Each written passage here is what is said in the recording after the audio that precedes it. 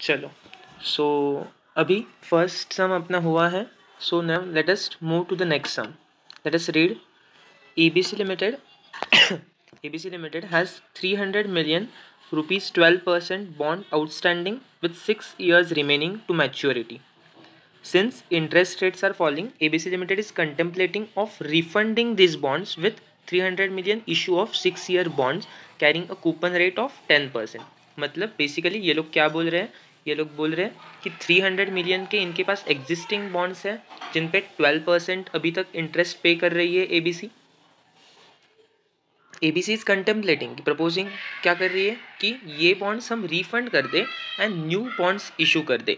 New bonds issue कर दे, उनका interest rate कम होगा बिकॉज करंटली मार्केट रेट गिरा है. They are saying since interest rates are falling, ABC limited is contemplating to refund this bonds with 300 million issue of 6-year bonds carrying coupon rate of 10%. समझा? सो आगे तो अभी new bonds issue करेंगे जिसका interest rate होगा 10%. आगे issue cost of new bond will be 6 million and call premium is 4%. Call का premium मतलब जो एडिशनल देना पड़ेगा कॉल पे. क्यों? तो कॉल अर्ली रिपेमेंट, बॉन्ड्स का अर्ली रिपेमेंट हो रहा है तो कुछ तो बॉन्ड होल्डर्स को एक्स्ट्रा पे करना पड़ेगा. सो 300 मिलियन का बॉन्ड्स है तो 300 मिलियन तो देना पड़ेगा. एट द सेम टाइम 4% और एक्स्ट्रा देना होगा. समझा? आगे ₹9 million being unamortized portion of issue cost of old bonds can be written off no sooner than the old bonds are called off.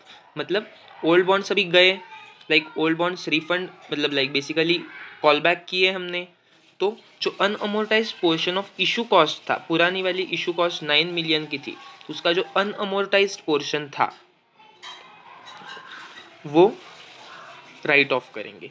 Marginal tax rate is 30% and you are required to analyze bond refunding decision. You are required to analyze मतलब they mean to say कि whether this bond refunding decision should be approved या नहीं.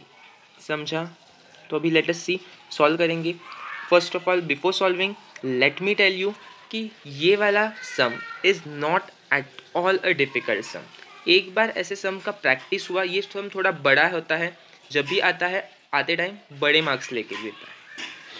सो यहाँ पे preliminary requirement is आप ऐसे बड़े sums का प्रैक्टिस होना चाहिए. Not at all difficult once you get to understand कि कैसे सॉल्व करना है. सो अभी let us see without wasting time, देखते हैं कैसे सॉल्व करना है. Other thing before moving forward, other thing which I would like to tell is ऐसे वाले सम्स अगर फॉर्मेट बेस्ड सम्स को कन्वर्ट कर दे हम, अगर इन तरीके के सम्स को फॉर्मेट बेस्ड सम्स का एक फॉर्मेट स्पेसिफिकली हम बनाए खुद के लिए एंड देन वो फॉर्मेट याद रखें. आई एम नॉट सेइंग कि सम को रट्टा मारना है, I am saying just format मतलब की पॉइंट्स इसमें क्या होने चाहिए वो हमें अगर याद रखें तो कोई चीज़ हम भूलेंगे नहीं. फॉर एग्जाम्पल जब हम सॉल्व करेंगे तब मैं आपको बताऊँगा. लेट अस सी. सो यस, यहाँ पे I have already prepared a solution for you. I have already prepared a solution for you. ये देखो RTP question number 2, RTP question number 2 का सॉल्यूशन यहाँ पे है. I have already prepared it for you guys. So साथ साथ में question भी एक साइड ओपन करके रखते हैं. यहाँ पे क्वेश्चन छोटा सा ओपन करके रखते हैं. देखो, so the thing was 300 millions का कैश आउटफ्लो होगा. क्यों? तो बॉन्ड हम रीपरचेस करेंगे एंड उनको पे करेंगे. एट द सेम टाइम क्या हम 300 मिलियंस पे करने वाले हैं क्या? नहीं, हम कुछ एडिशनल एक्स्ट्रा पे करने वाले हैं. राइट? सो एडिशनल एक्स्ट्रा हम कितना पे करेंगे? हम पे करेंगे 4%. सो कैलकुलेटर पे ले लो, 300 प्लस 4% बोले तो 312 लाख का हम आउटफ्लो करेंगे. बेसिकली हम आउटफ्लो क्यों पहले निकाल रहे हैं वो समझ लो. हम इसलिए निकाल रहे हैं, हमें चेक करना है बॉन्ड रिफंडिंग का डिसीजन वायबल तब होगा जब हमारा जो कॉस्ट है उसके लिए involve cost is less than the benefit which we are getting from refunding this bond. Basically मोटा मोटा देखना जाए तो बेनिफिट क्या हमें डिराइव हो रहा है? एक तो 2% का इंटरेस्ट सेव होगा हमारा.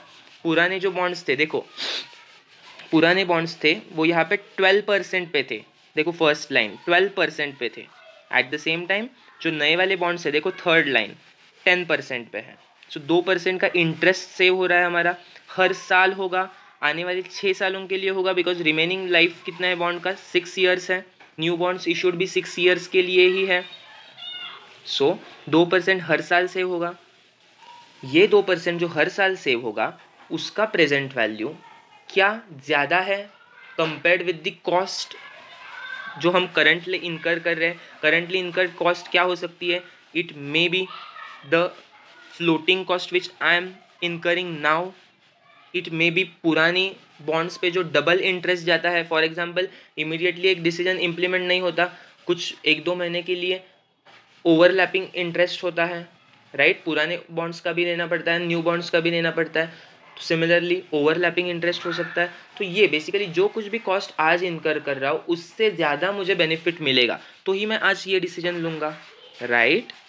सो सिमिलरली ये डिसीजन मैं तभी लूँगा। सो हम क्या करेंगे, हम एनपीवी क्या कॉम्प्यूट करेंगे, net present value of future savings, जो मुझे आगे जाके बेनिफिट होगा उसका net present value as compared with the cost, actual में कॉस्ट मतलब उसका present value compared with the cost. अगर नेट पॉजिटिव आया तो yes bond refunding is viable, और एल्स नहीं, ये decision should not be taken, right. तो देखो यहाँ पे हम कैसे करते हैं, एक तो कैश आउटफ्लोज कंप्यूट करते हैं, कैश आउटफ्लोज कंप्यूट करते हैं, एंड देन मतलब अभी कितना आउटफ्लो हो रहा है, एट द सेम टाइम नीचे हम कैश बेनिफिट्स कंप्यूट करते हैं कि आगे जाके कितना बेनिफिट होगा, एंड देन बाद में जाके दोनों का नेट लेते हैं। यहाँ पे देखो नेट लिया है, तो मोटा मोटा अपने को ये करना है। Let us see, let us start cash outflow. तो आज मेरा क्या क्या आउटफ्लो होगा, फर्स्ट ऑफ ऑल ट्रांजैक्शन समझ लो। ट्रांजैक्शन ये है कि 300 मिलियन के बॉन्ड्स मुझे रिफंड करने हैं, मतलब बॉन्ड्स रीपरचेस करने हैं एंड उनको पेमेंट करना है, तो मैं 300 करूँगा प्लस उस पर प्रीमियम भी बोला है तो प्रीमियम भी दूंगा। सो टोटल मैं उनको कितना दूंगा, 300 प्लस 4%, दैट इज 312 यहाँ पे। But at the same time क्या पूरे के पूरे 312 मैं खुद के पॉकेट में से दे रहा हूँ क्या, नहीं, मैंने तो न्यू बॉन्ड्स इशू किए हैं, उसमें से मुझे 300 मिलियंस के प्रोसीड्स आए एंड देन उसमें से मैंने 312 उसमें से मतलब 300 दिए एंड 12 खुद के पॉकेट में से दिए, तो नेट मेरा आउटफ्लो कितना हुआ, नेट मेरा आउटफ्लो कितना हुआ, यस, तो मेरा नेट आउटफ्लो कितना हुआ, मेरा नेट आउटफ्लो हुआ 12 मिलियन का, राइट। बट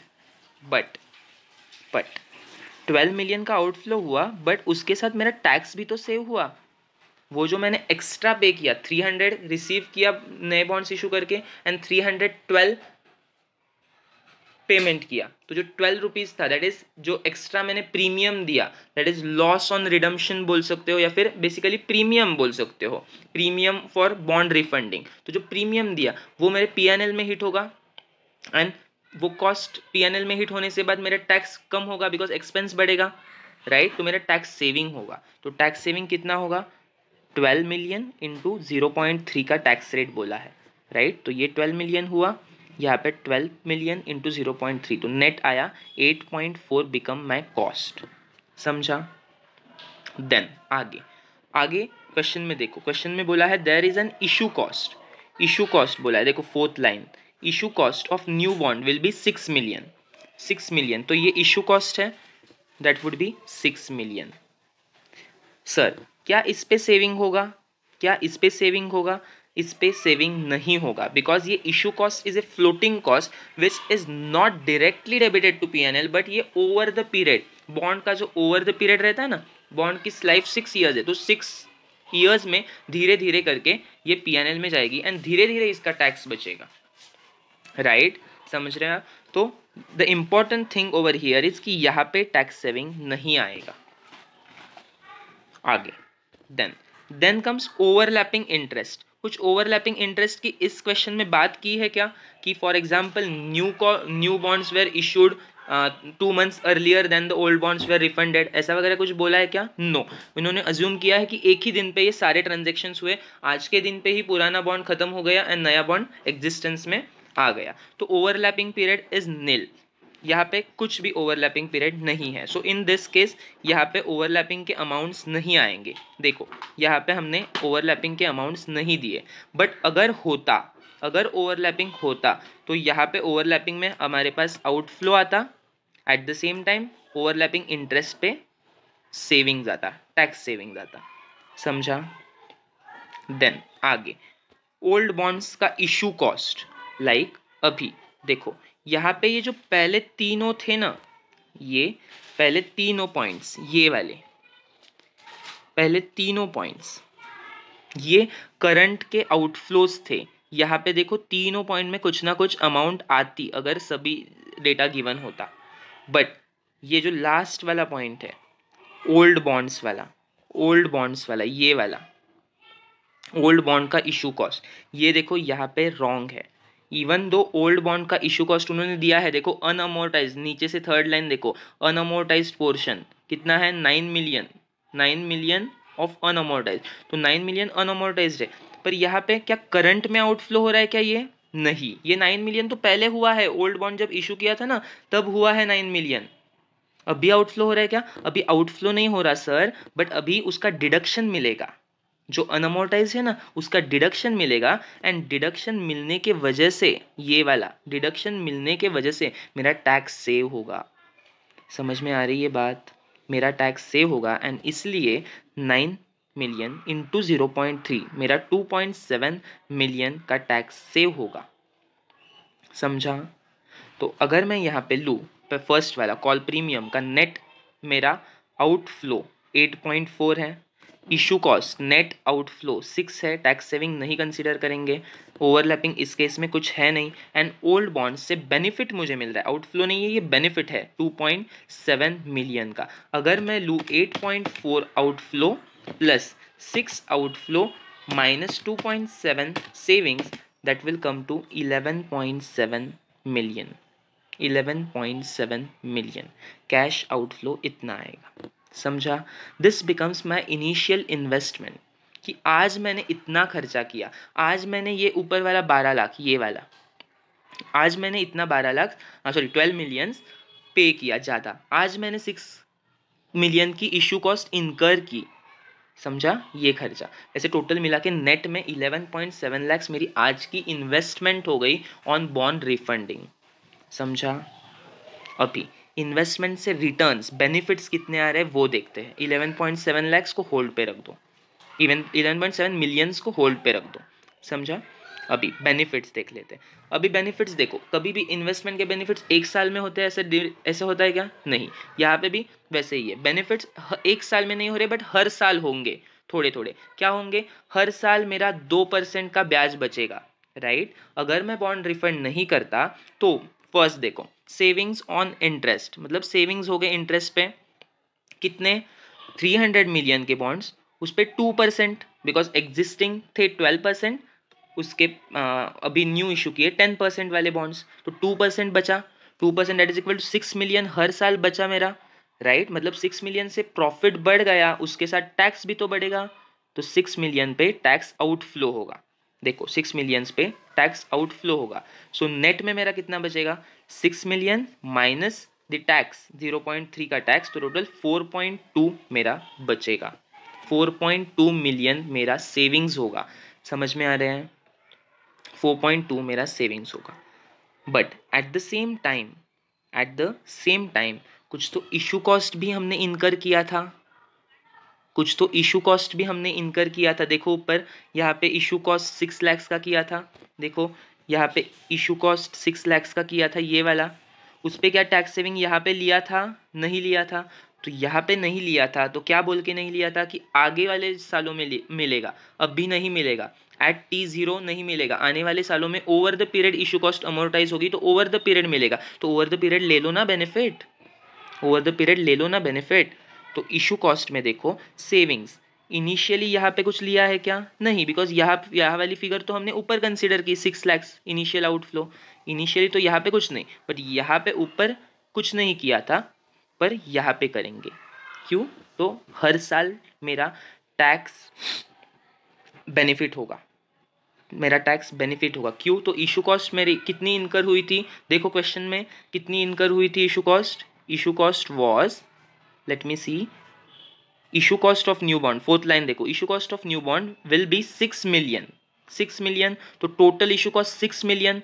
तो मेरे को डिडक्शन कैसे मिलेगा, हर साल 1 मिलियन का मिलेगा, हर साल 1 मिलियन का मिलेगा, राइट? समझा? हर साल 1 मिलियन का मुझे डिडक्शन मिलेगा एंड उस पर मेरा टैक्स सेव होगा। 1 मिलियन इंटू 0.3 मतलब 0.3 मिलियन का टैक्स सेव होगा। समझा? बट एक बात, अगर मैं ये बॉन्ड रिफंडिंग नहीं करता तो भी तो मुझे 1.5 का डिडक्शन मिलता हर साल। कैसे? कैसे? देखो, 9 मिलियन वॉज द अनअमोर्टाइज कॉस्ट। अगर मैं ये न्यू बॉन्ड्स नहीं इशू करता तो 6 मिलियन की कॉस्ट कभी इनकर ही नहीं होती, राइट? 6 मिलियन की नहीं होती, वैसे 9 मिलियन की जो ऑलरेडी हुई है उसका अमोर्टाइजेशन का बेनिफिट मिलता, राइट? तो 9 मिलियन फॉर आने वाले 6 साल के लिए, तो हर साल कितना, 1.5 1.5 1.5। मतलब आई मीन टू से कि अगर मैं ये डिसीजन नहीं लेता तो मुझे हर साल 1.5 का डिडक्शन मिलता, 1.5 मिलियन का डिडक्शन मिलता। बट जस्ट बिकॉज मैंने ये डिसीजन लिया, बॉन्ड रिफंडिंग की है, तो अब मुझे कितना मिलेगा डिडक्शन, सिर्फ 1 मिलियन। मतलब 0.5 मिलियन कम डिडक्शन मिलेगा, मतलब 0.5 मिलियन कम डिडक्शन, मतलब मेरा प्रॉफिट बढ़ेगा एंड मेरा टैक्स जाएगा उस पर, राइट? 0.5 मिलियन से मुझे कम बेनिफिट मिल रहा है, right? So 0.5 million that is 1 million minus 1.5 million. 1 million क्या है डिडक्शन मुझे मिलेगा, 1.5 मिलियन क्या है डिडक्शन जो मुझे नहीं मिल रहा जस्ट बिकॉज मैंने ये डिसीजन लिया, राइट? तो -0.5 मतलब ये -0.5 आया into 0.3, the tax rate is equal to 0.15। 0.15 is मेरा एडिशनल टैक्स जाएगा जस्ट बिकॉज मैंने 0.5 का डिडक्शन कम मिला, मुझे 0.5 का डिडक्शन कम मिला एंड इसके वजह से मेरा एडिशनल टैक्स गया 0.15 का। समझा यहाँ तक? आई होप यू गॉट इट। आगे आगे देखो, कैश बेनिफिट में नेट वाला कॉलम अपना चल रहा है। यहाँ पे सेविंग्स ऑन इंटरेस्ट, मेरा सेविंग्स हुआ 4.2, मेरा टैक्स एडिशनल टैक्स हर साल गया 0.5, तो मेरे नेट सेविंग्स कितने हुए, मेरे नेट सेविंग्स हुए 4.05 million per annum. Net benefit per annum मुझे कितना मिला, 4.05 मिलियन। समझा? अभी सर ये तो पर साल मिलेगा, कितने सालों के लिए मिलेगा, 6 सालों के लिए मिलेगा, बिकॉज बॉन्ड की लाइफ कितनी है अभी बची हुई, 6 ईयर्स। तो हर साल अगर 4.05 मिल रहा है मुझे, तो उसका प्रेजेंट वैल्यू कैसे निकालेंगे, present value annuity factor into 4.05, right? Present value annuity factor into 4.05 करेंगे। For 6 years present value annuity factor निकालेंगे। कौन से रेट से लेंगे, कौन से रेट से लेंगे, देखो करंट मार्केट इंटरेस्ट रेट्स क्या चल रहे हैं, पहले 12% हुआ करता था इंटरेस्ट रेट यहाँ पे फर्स्ट लाइन, बट अभी जाके मार्केट रेट फॉल हुआ है and 10% is the interest rate, तो 10% से लेंगे, बट 10% तो प्री टैक्स है, 10% तो प्री टैक्स है एंड हमारे सभी फिगर्स पोस्ट टैक्स है, तो 10% को कन्वर्ट करेंगे पोस्ट टैक्स, तो 10% minus 30%, that is 10 minus 30%, that comes to 7%, तो 7% अपना पोस्ट टैक्स रेट बनेगा, 7% अपना पोस्ट टैक्स रेट बनेगा। समझा? तो प्रेजेंट वैल्यू एन्युटी फैक्टर लेंगे 7% से, तो ले लो 1 divided by 1.07, 1 2 3 4 5 6 for 6 years. Memory recall 1 divided by 1.07, 1 2 3 4 5 6, memory recall 4.76 आ रहा है into 4.05 million, so that comes to 19.30 million. मतलब मेरा बेनिफिट इतना आएगा 19.30 मिलियन। तो अभी देखो समराइज करो पूरे सम को, मेरी आज की कॉस्ट गई 11.7 मिलियन, ये वाली मेरी आज की कॉस्ट गई 11.7 मिलियन, बट मुझे बेनिफिट मिलेगा present value 19.30 million present value का। आज मेरी कॉस्ट गई 11.7 और मुझे बेनिफिट मिला 19.3, तो व्हाट इज मतलब नेट में क्या मिला 19.3 benefit minus 11.7 cost, that comes to 7.6 million positive NPV आया। मतलब पॉजिटिव एनपीवी आया मतलब मुझे नेट में बेनिफिट हो रहा है जस्ट बिकॉज मैं बॉन्ड रिफंडिंग का डिसीजन कर रहा हूँ। समझा? So therefore my decision would be, क्या रिफंड करूँ बॉन्ड्स? यस, बॉन्ड्स रिफंड होने चाहिए। This is the decision. समझा? एक बार आईसीए का सॉल्यूशन देख लेते हैं, एक बार आईसीए का सॉल्यूशन देख लेते हैं एंड देन मैं इसके बाद आपको ऐसे तरीके ऐसे वाले सम्स कैसे सॉल्व करने ना, उसके लिए एक आपके लिए मैं गिफ्ट लेके आया हूँ। इट इज़ लाइक यहाँ पे है वो, देखते हैं वो क्या है, बाद में देखते हैं, सो दैट आप कभी ऐसे सम्स में गलत ना करो, बिकॉज ऐसे सम आएगा तो बड़े मार्क्स के लिए आएगा एंड एट ए टाइम बड़े मार्क्स दे के जाएगा बिकॉज ईजी है सम। ठीक है, एक बार यहाँ पे आईसीए का सॉल्यूशन देख लो। Initial outlay question 2 pointer 1, initial outlay last line देखो कितना आ रहा है 11.7 मिलियन, अपना भी वही आया था 11.7 मिलियन। यस, अपना भी वही आया था 11.7 मिलियन, देखो यहाँ पे, यस यहाँ पे है, यहाँ पे है 11.7 मिलियन। नेक्स्ट यहाँ पे फिर से आईसीए का सॉल्यूशन देख लो। Second pointer calculation of net present value, net present value का मैं उनका देखो, net present 4 point present value कितना आया 19.3 मिलियन आ रहा है प्रेजेंट वैल्यू, अपना भी वही आया था 19.3, दे देखो 19.3, यस 19.3 आया अपना भी। एंड नेट प्रेजेंट वैल्यू 7.6 आया, उनका भी नेट प्रेजेंट वैल्यू 7.6 आया। Decision bonds should be refunded, bonds should be refunded. समझा? एक बार आईसीए का सॉल्यूशन चाहिए तो देख लो, but our solution is exactly matching with the ICA solution. अभी सर ये प्रॉब्लम तो सॉल्व हुआ, बट ऐसे प्रॉब्लम आने पे कैसे सॉल्व करना है, ऐसे प्रॉब्लम्स आने पे कैसे सॉल्व करना है? देखो ऐसे प्रॉब्लम के लिए मैं आपको एक सॉल्यूशन बताता हूँ। द सॉल्यूशन इज, आप ये चीज़ें नंबर्स पे काउंट करो कि कितने चीज़ें मुझे है, एट द मोस्ट मिनिमम उतने चीज़ें आनी ही चाहिए, वो भूलने नहीं है, बिल्कुल भूलने नहीं है।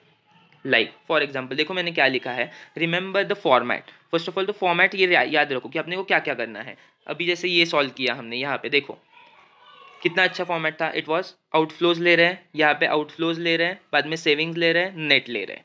देन आउटफ्लोज में 4 पॉइंटर्स है, यहाँ पे देखो 4, 1 2 3 4, जिसमें से इस केस में 3 ही एप्लीकेबल थे, पर हम लिखते टाइम 4 लिखेंगे, क्यों? सो दैट भूल ना जाए। देन आगे सेकंड इज कैश बेनिफिट्स लिखेंगे, उसमें उल्टा हो जाएगा, सेविंग्स यहाँ पे आ जाएगा, यहाँ पे जो सेविंग ऊपर था वो यहाँ पे आ जाएगा, देन आउटफ्लो यहाँ पे आ जाएगा, राइट? देन फिर से नेट लेंगे, अगेन इसमें कितने पॉइंटर्स है? 2 पॉइंटर्स है। देन प्रेजेंट वैल्यू निकालेंगे, देन एनपीवी ले लेंगे। समझा? तो ये फॉर्मेट हमेशा रखो। तो इसमें देखो कौन से चीज़ अपने को भूलना नहीं है, भूलना नहीं है। देखो remember the format. Second thing क्या करना है हमें, we have to compare the cash flow spended now, जो आज हमने आउटफ्लो किया है वो, with the present value of future cash flows. Present value of future cash flow में जो बेनिफिट होगा हमें उससे साथ कंपेयर करना है। तो आज कौन कौन से आउटफ्लोज होते हैं वो देख लो। आज पहला तो कॉल प्रीमियम जो हमने 12 रुपीज़ देखा, वो आउटफ्लो होता है, राइट? उस पर टैक्स शील्ड भी बचती है, सेव होती है, राइट? देन फ्लोटेशन कॉस्ट होता है, फ्लोटेशन कॉस्ट। बट यहाँ पे याद रखना है, देखो हमने एग्जांपल में किया था, हाईलाइट भी किया था कि इस पे टैक्स सेविंग नहीं होती। देखो इशू कॉस्ट पे, यहाँ पे इशू कॉस्ट पे, यहाँ पे आई एम सॉरी, देखो यहाँ पे इशू कॉस्ट पे, यहाँ पे देखो ये वाला पार्ट इशू कॉस्ट पे, यहाँ पे हमने सेविंग्स लिया था क्या? नहीं लिया था। तो सिमिलरली वही बोलना है उनको कि इशू कॉस्ट पे टैक्स सेविंग नहीं होगी, जस्ट बिकॉज इशू कॉस्ट का डिडक्शन, फ्लोटेशन कॉस्ट का डिडक्शन अब भी 0.0 पे नहीं मिलता, बाद में जाके ओवर द पीरियड मिलता है। Then third thing overlapping interest, उस पर टैक्स शील्ड मिलेगी। एंड देन टैक्स बेनिफिट जितने इस चीज़ों पे होगा, सिर्फ टैक्स बेनिफिट। यहाँ पे आउटफ्लो कंसीडर करना है क्या? देखो फोर्थ पॉइंट में हमने क्या आउटफ्लो कंसीडर किया था टैक्स बेनिफिट पे? नहीं, पहले 3 पॉइंट्स मैंने बताया था, देखो पहले 3 points, these 3 are related to outflow, जहाँ पे आउटफ्लो आएगा। बट द लास्ट पॉइंट ये सिर्फ टैक्स सेविंग है, इस पे आउटफ्लो पहले ही हुआ है, ओल्ड इशू कॉस्ट, इस पे आउटफ्लो पहले ही हुआ है। समझ रहे हो? इस पे सिर्फ सेविंग आएगा, तो सिर्फ सेविंग लेंगे इस पे, समझा? लिखते टाइम ही वैसे लिखा है, टैक्स बेनिफिट, सिर्फ टैक्स बेनिफिट लेंगे, बाकी आउटफ्लो नहीं लेंगे, समझा? तो मिनिमम ये चार चीज़ें आपकी आनी ही चाहिए, ये चार चीज़ें आपकी आनी ही चाहिए। हर एग्जाम्पल में ये चेक करो, जब भी आपको ऐसा क्वेश्चन आएगा चेक करो कॉल प्रीमियम कंसिडर किया है क्या, उस पर टैक्स शील्ड भी देख लो कि ये है या नहीं की, कहाँ पे करनी है कहाँ पे नहीं करनी, ये सब चेक करने। देन अगेन इसको हम किसके साथ कंपेयर करते हैं, इसको हम कंपेयर करते हैं पर एनम सेविंग्स से, मतलब ये जो कॉस्ट है उसको बेनिफिट के साथ कंपेयर करते हैं, राइट? तो पर एनम हमारा कितना सेव हो रहा है वो, तो क्या क्या सेव होता है हमारा पर एनम, एक तो इंटरेस्ट उस पर टैक्स शील्ड आती है, एंड सेकंड इंटरेस्ट का तो आउटफ्लो सेव होता है, राइट? बट यहाँ पे टैक्स बेनिफिट भी तो मिलता है, कौन सा, जो इशू कॉस्ट इनकर किया था पहले उसका टैक्स बेनिफिट मिलता है, नेट बेसिस पे लेना है, जैसे यहाँ पे नेट बेसिस पे लिया था, देखो इशू कॉस्ट इनकर हुई थी 1 मिलियन, मतलब आई मीन टू से 6 मिलियन हुई थी यहाँ पे, उसको 1 मिलियन पर एनम किया, बट नेट किया सिर्फ 1 मिलियन पे 0.3 नहीं लिया, -1.5 भी तो किया, जो पुराना वाला टैक्स कॉस्ट था, समझ रहे हो? जो पुराना वाला इशू कॉस्ट था उसको नेट भी किया, तो वैसे नेट करके लेना है, तो tax benefit per annum net करके, समझा?